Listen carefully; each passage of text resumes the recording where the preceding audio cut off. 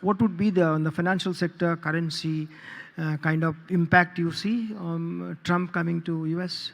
There would be tax cuts, there would be expenditure increases. Any Indian with a UPI account, wherever he or she goes to the world, should be able to make a payment using UPI. Too many frauds are happening. They are not reported, they are not in public domain because the amount is small. Frauds, yes, the number of frauds, retail frauds, the absolute number is increasing, the amount involved is increasing. The rate of growth of notes in circulation is slower this year than it was in the earlier years.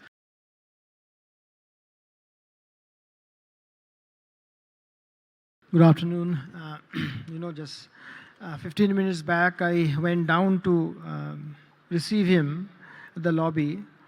He greeted him saying that, "Here is my torturer." A.K. Bhattacharya, AKB, who's the super boss of Business Standard. He says, no, he's not a torturer, he will go through inquisition. So it's neither torture nor inquisition. We'll have a very frank chat. Thank you, that's relieving. And actually, they set the context over a cup of green tea. You are discussing Kafka, Camus, Sartre, myth of Sisyphus, James Bond film, etc., etc. In fact, I forgot what to ask you. So relax and nothing, no torture, no inquisition. The first thing is obvious. I think everyone would like to know that Donald Trump, in market, some dealers call it Dollar Trump. You have seen how the dollar rose yesterday versus any other currencies. Dollar index rose and all. Rupee hit a new low. So tell us, what would be on the financial sector, currency kind of impact you see on Trump coming to US presidency? Firstly, of course, there would be short-term volatility in most markets because we are seeing a change in government in what is the largest economy in the world and what is the most powerful country in the world. It is going to have some impact. But if you move away from short-term volatility, which we are already seeing in terms of the dollar index rising or the US stocks doing very well or the US interest rates rising and all that, if we go beyond that, I think eventually the impact will depend a lot on the shape that US involvement takes in terms of global tariffs, because in the run-up to the elections, there were a lot of discussions on those. In terms of what how US manages its fisc, because there is expectations that there would be tax cuts, there would be expenditure increases. So if US debt goes up, what impact it has on global bond markets, it depends on that. It depends also on how US engagement with the geopolitical issues pans out going forward. So it depends on all of these things. So it's very difficult to say how things will work out or how it will impact the financial market in the medium term. But I think what we can say is, from the point of view of India, that as far as impact on the exchange rate is concerned, I think we are well equipped to handle or tackle any impact on the exchange. We'd be able to manage any excessive volatility in the exchange rate in terms of our reserves and in terms of the health of our banking system, in terms of the health of the economy. We are well placed there.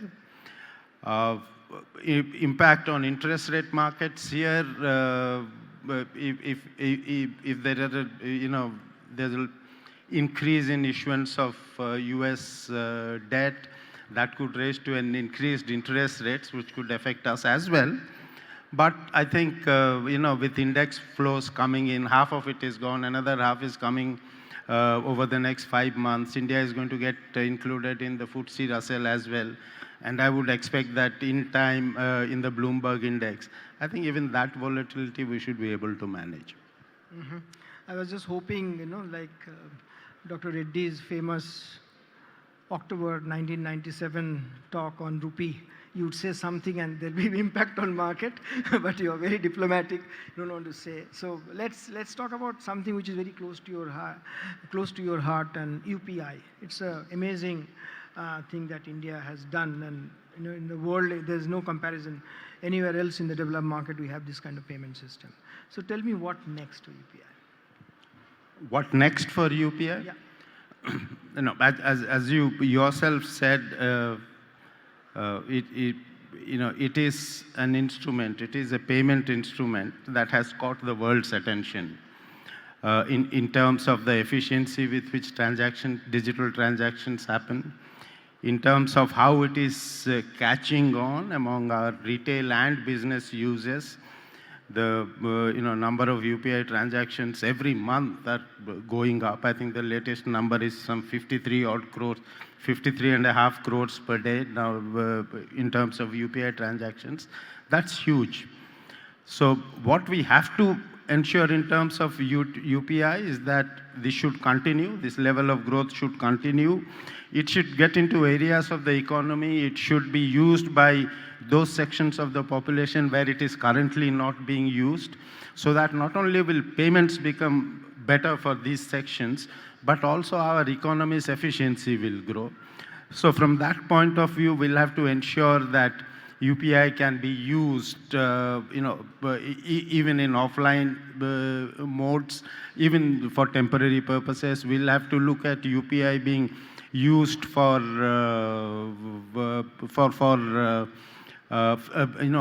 people who have feature phones. But particularly important is that the benefits that we are seeing for UPI in the domestic space, we should be able to see that transfer itself to the global space. We have already started, our efforts in terms of linking to other countries, Singapore, Mauritius, and so many other countries. We should try and get that use across the world, so that any Indian with a UPI account, wherever he or she goes to the world, should be able to make a payment using UPI. There are discussions at this stage with various large and advanced economies. I'm just hoping that those things pan out and this thing becomes a reality. There are two questions on that.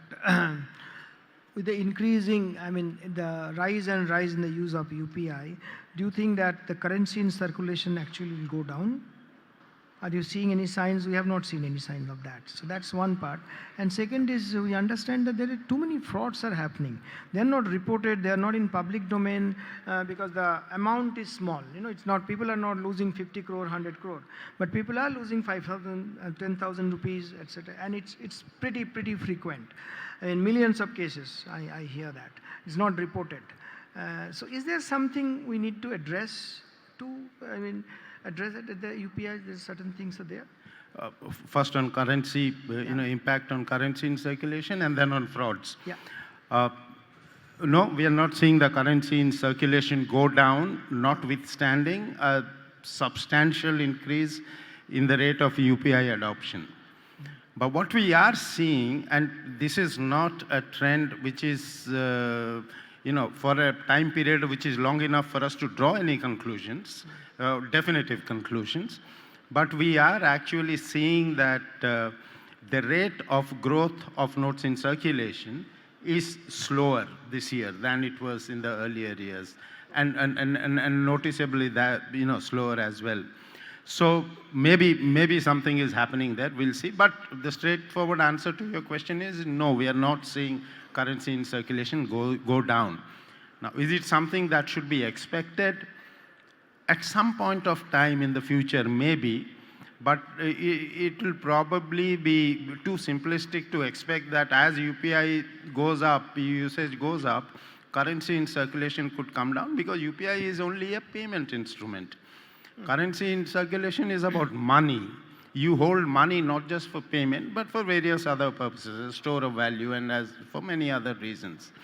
So it depends on the demand schedule for money, whether the store of value demand is higher, its use for other purposes is higher. It depends on a lot of other things. And the identity, Absolutely. identity of course. In Yes. UPI, I am identified.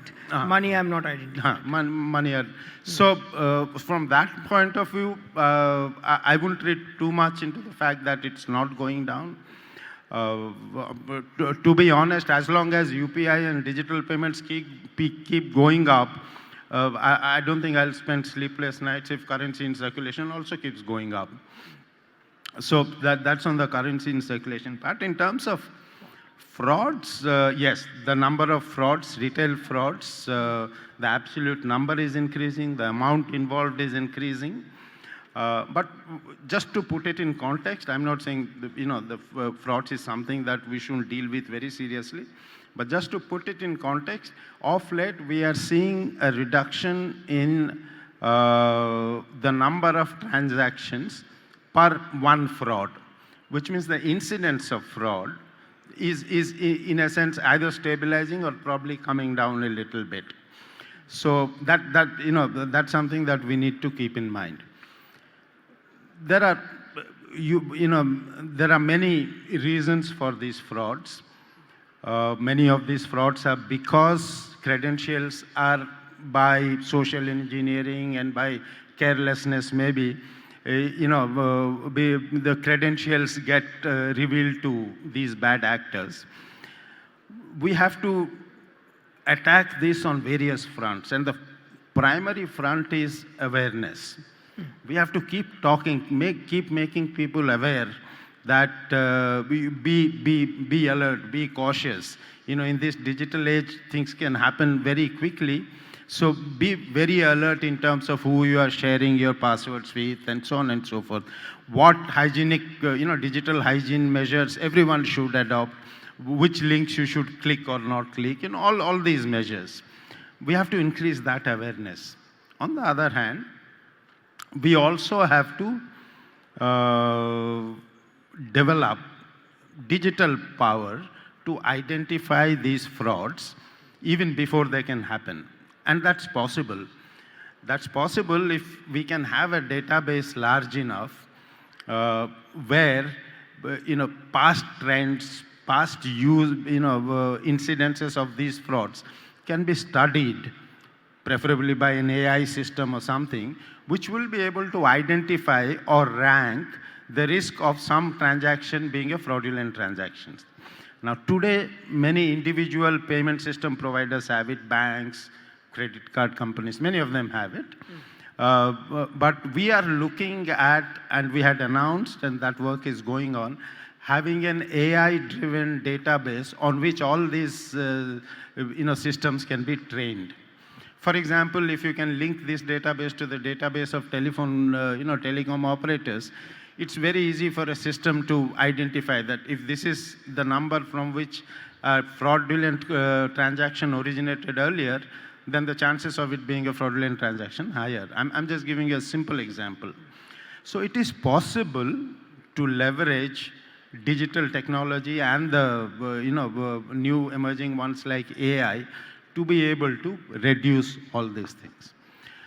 And then, finally, we have to make sure that when these frauds happen, after these frauds happen, if we can recover, how quickly can we recover? So there are various ways of doing that. Many of those things are under discussion internally. I wouldn't like to discuss them right now. But that is another way of reducing the incentive to do a fraud if the fraudster cannot get away that easily. Thank you. Yeah, I had some follow-up questions, but before that, since you raised about AI, use of AI and all. In a very recent speech, Governor spoke about how the AI and ML could pose very serious risks to the financial sector stability. And what can you just explain this? What is the concern? Governor obviously, had his own thinking, but I think what he might have meant is that this artificial intelligence technology, I think almost everyone globally agrees now And machine learning. And machine learning, is- AI, ML, and machine learning, deep learning, and all those. These technologies are unlike any technology that we have seen in the past.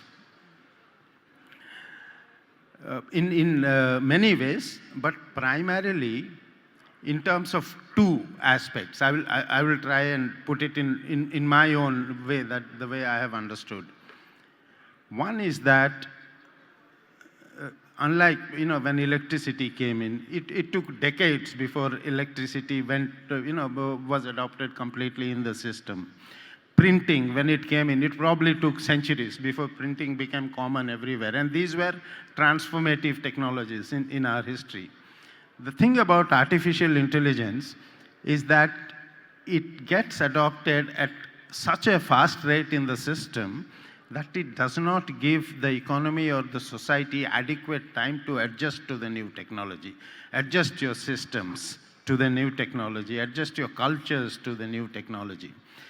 In that sense, this technology is very different. The other way it is very different is that most other technologies reduced human effort, in one way or another. This is a technology that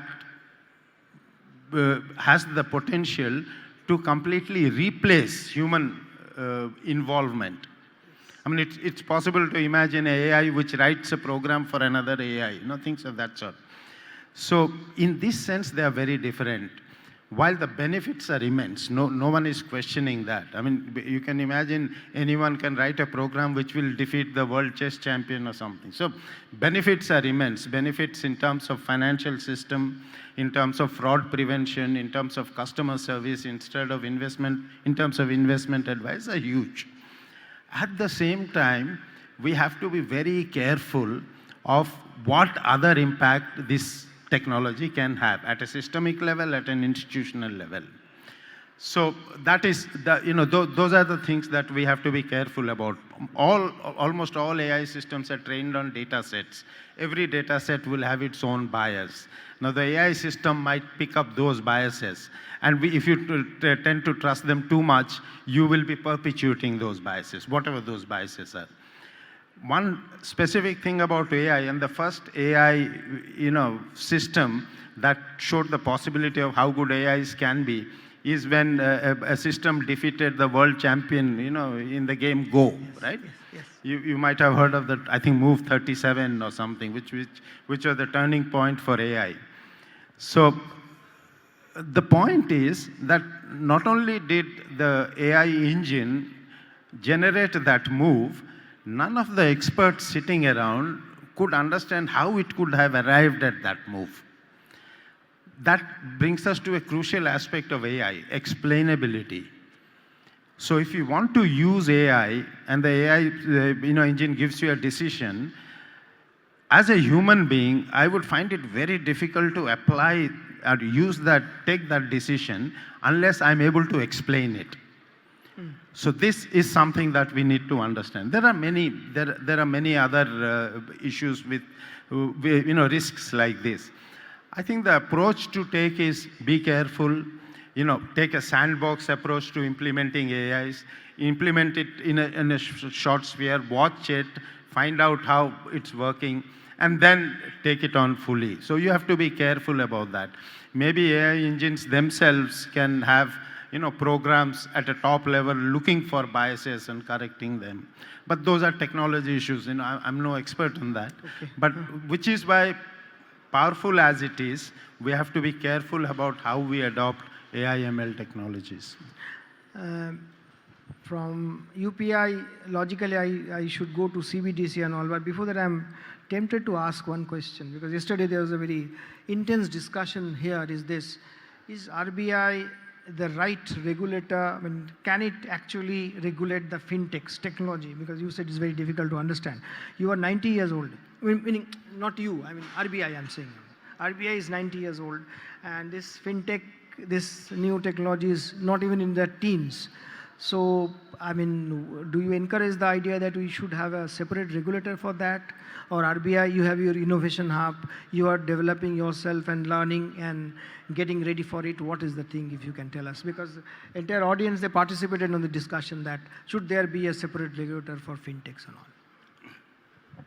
There is no conclusive conclusion there, the discussion, but the discussion did happen. Good, because I can give an answer that's not conclusive, but before I give an answer, I think I'm not that far removed from 90, so it's all right. No, you see, we are, a financial sector does a basic economic function of enabling payments, moving funds from the savers to the investors so that economic activity can take place smoothly. And since public money is involved in this, financial sector everywhere is regulated. So financial sector will always be regulated. As long as there is movement of funds, it will be regulated. Whether the regulator is RBI or SEBI or IRDAI or PFRDA or someone else is a matter of detail. Now, fintechs, if there are financial entities that use innovative technology or largely technology based, but and there are fintechs, who deal with funds. As long as they deal with funds, they will be regulated, just like a normal, if they are in the space of lending, RBI will regulate. If they are in the space of, mutual funds, SEBI will regulate, and so on and so forth. So as long as they are part of the financial system, they will all be regulated. Therefore, I think when you ask the question, you basically have in mind those fintechs which are not handling funds, because then they would be regulated anyway. As intermediaries, not handling funds. Now, that is purely technology. Now, there, our approach has been, fairly straightforward. Since they are not handling funds, we don't want to directly regulate them. I don't think any financial regulator would want to directly regulate them. At the same time, because they provide services to financial sector entities, and the innovations they do, the services they provide are, becoming of more and more importance in the financial sector. Now think of third-party app providers, in UPI space. In a sense, they don't handle funds, so they're not directly regulated by us, but they play a huge role in the way payments happen. So when the role that fintechs play in the system becomes more and more, I think every regulator will have to take a call on what is the best way of ensuring that the financial sector remains well ordered and well behaved. At this stage, our approach is that it's important that people who provide services to the financial sector understand that there are certain rules of behavior in the financial sector. So it is probably a good idea if this understanding comes from within. So self-regulation is probably the best way to go about it. I have clearly seen over the last 2 to 3 years, in the way they behave and in the way the fintech sector is coming up, that their appreciation of legal or regulatory requirements is clearly far better than what it was 2 years back. So in a sense, that process is going on. The sector itself is learning. We are conveying, we are engaging with them through RBI Innovation Hub and directly. They are engaging a lot more with us from the fintech sector. So, and once we have started this SRO, this engagement will only become stronger. So I think for the moment that should be good enough to meet our basic objectives, which is that innovation must happen. We must, under no circumstance, stifle innovation. Innovation should have the incentives required for it to thrive. But at the same time, there should be an ordered marketplace or in the financial space. Yeah, you already approved the first SRO for that segment. You are also in the process of setting up an institution in Delhi, I think, to approve the white labeling the loan apps, right? Those who those who can actually get and lend us, they need to have a sort of approval. Is that correct? I'm not, directly dealing with it, but there is, there is some discussion going on that from our regulatory divisions. Okay. Going back to the UPI and the next stage, not the next stage, but the parallel thing is the CBDC. Yesterday we discussed with governor also. For UPI, there's a very smooth takeoff, and there's no looking back. But CBDC, we kept on hearing. Governor said that there's some pilot project is on, we are waiting for that and all. So can you just give us a sense, because you are hands-on there, what's happening there? No, I think I heard what the governor spoke yesterday. I think it was quite clear that, that impression is not very justified. You see, there is a reason we introduced CBDC as a pilot. And there are in fact more than one reason. Primarily because we wanted to see how the technology pans out, which technology is best for introducing CBDC. We have no global benchmark to go with in terms of CBDC. So the technology, the way of distributing, how banks can be used, all these are things that we have to learn as we go.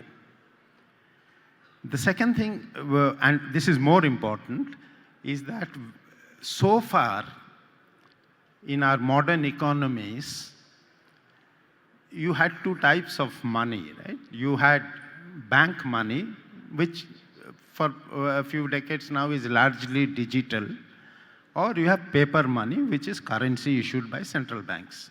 These are the only two types of money that you have. So everyone understood that currency has its specific uses, bank deposits has its specific uses. Bank deposits can be moved in large numbers across distances because it's digital. Currency, it is not possible.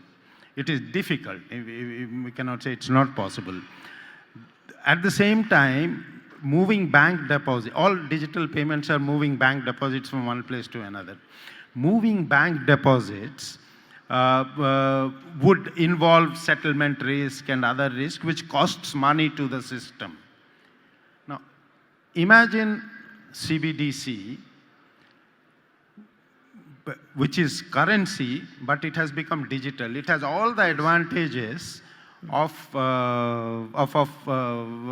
digital money, and it has all the advantages of paper money, central bank money. Yeah. So conceptually, there is no doubt in my mind whatsoever that it is a matter of time.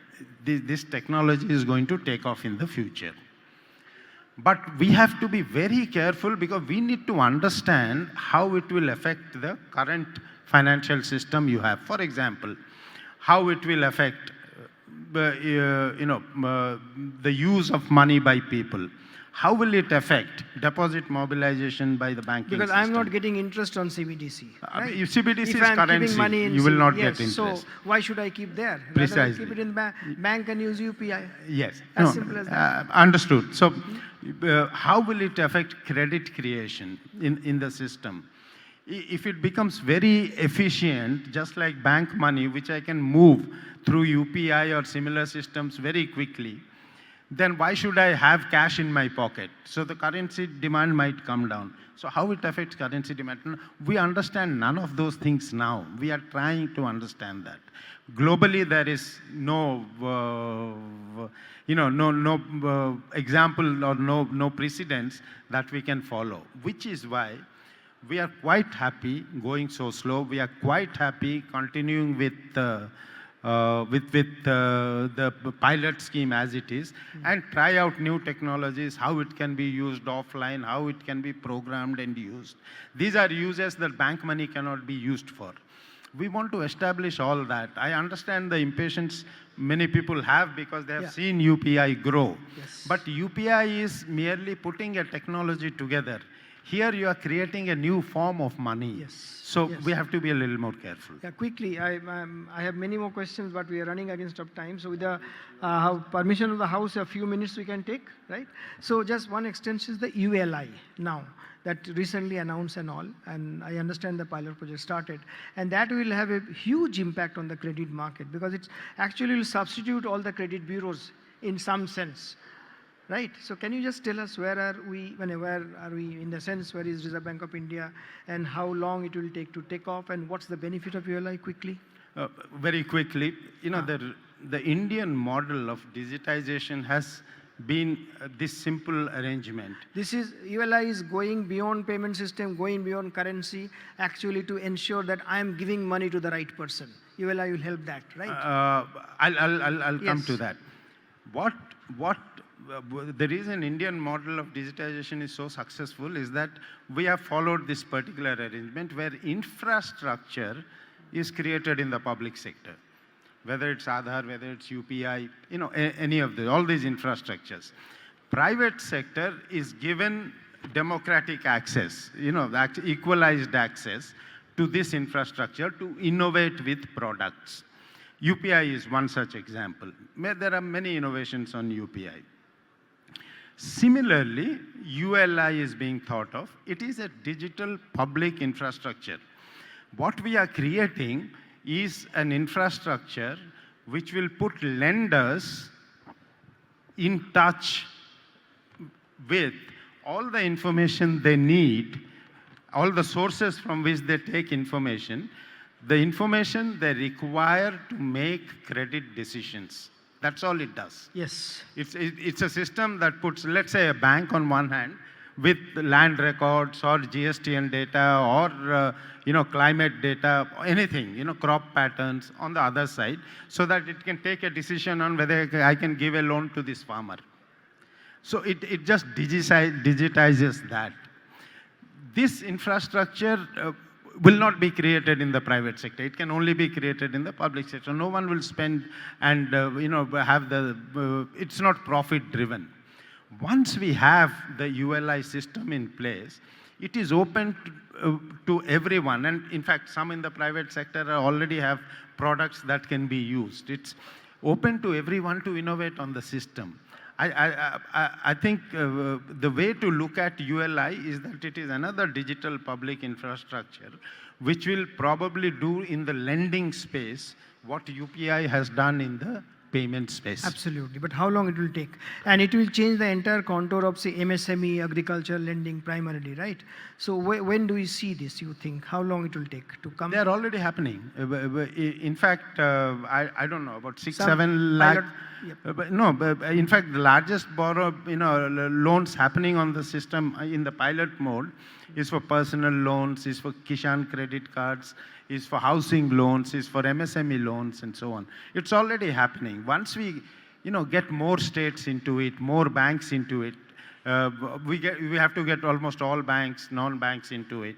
Then, it will start off on a proper level. Thank you, sir. One last question. This is on behalf of entire media, I'm asking you. In fact, one of my colleagues asked you this question. You were not very comfortable. It's not a torture, but I want to know, and everybody wants to know. This is the last question, is this. This is that ISMA thing I'm talking about. ISMA.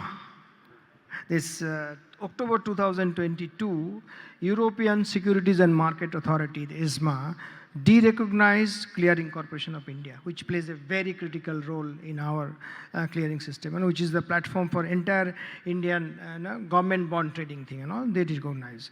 Now, this created a problem for all the European banks trading in India and all. And why this derecognition? I'm sure most of us follow that, but if anybody else is not aware of this, this authority derecognized CCIL, which is the central platform for trading all government securities, is due to Reserve Bank of India's refusal to allow ISMA to audit and inspect CCIL. You said, no, we are not. It's our jurisdiction. And it's now 2 years, 1 month. And CCIL is the primary platform for the entire bond dealing. It is inconveniencing all the European banks and all. So can you tell us what is the status report? Yeah, I think, if you allow me, I will disagree. Please, sir. Please Yeah, go if ahead. you allow me, I'll disagree with the way you put it, that RBI refused to allow it. The issue is simply this, I think the best way of conveying it to everyone is this. Please, You sir, have go two ahead. neighbors, right? Let's say we are neighbors. My child, goes to your house to play, right? And I tell you that since my child is going to your house to play, you have to have these following gadgets in your place to ensure the safety of my child. And not only will you have all this, I will go and inspect them periodically so that you meet those standards. What will be your reaction? Right. The house is yours. Yeah. So the issue is not refusing anything to anyone. The issue is that we have taken a very consistent stand that ESMA is being extra, jurisdictional in telling us how we should do regulation. We were even willing to accommodate that if they had trusted us as a regulator. They are probably constrained by their law. So the law itself is extra jurisdictional. Anyway, that discussion is going on. There is no way we can agree to that. It is not possible to agree to that without compromising on your sovereignty of policy making. There is no way anyone can agree. If other countries have agreed, I do not understand how they have. Anyway, the issue now is that the deadline 2 years back has passed. The country regulators of European banks had given them some more time till the end of October of this year. But they have come back and they said that you work for work to ensure that you adhere to ESMA requirements. As long as you give us updates and that work is progressing, we don't have any specific deadline for you. So there is no specific deadline now. Okay, thank you. I mean, the way they clapped and even somebody whistled, so you know that the entire house is with you. So thank you. Yeah, I had many more questions, but unfortunately ran out of time already. We've exceeded by a few minutes. So, and we absolutely appreciate and stand by what you are saying on behalf of Reserve Bank of India. It's a phenomenal authority. I don't think you have too many institutions in India which can come of the stature of 90-year-old Reserve Bank of India. Thank you, sir. Thank you. Thank you. Thank you so much, Mr. Sankar.